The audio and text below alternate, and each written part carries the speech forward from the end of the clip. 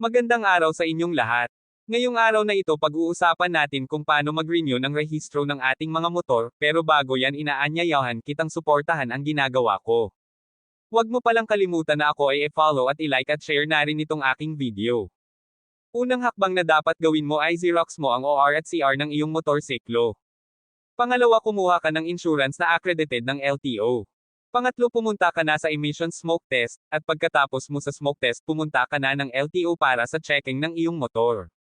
Hingi ka ng form para sa screening ng iyong motor. Check yung mga parte ng iyong motor. Tulad ng headlight, side mirror, busina, signal light at brake light, mahalagang gumagana ang lahat ng yan. At pag pumasa ang iyong motor sa screening, makikita mo sa form na pass.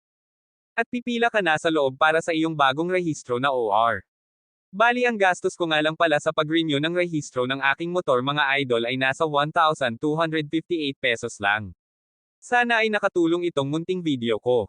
Ride safe, kagulong takbong pogi lang palagi. Don't forget to follow and share, ingat.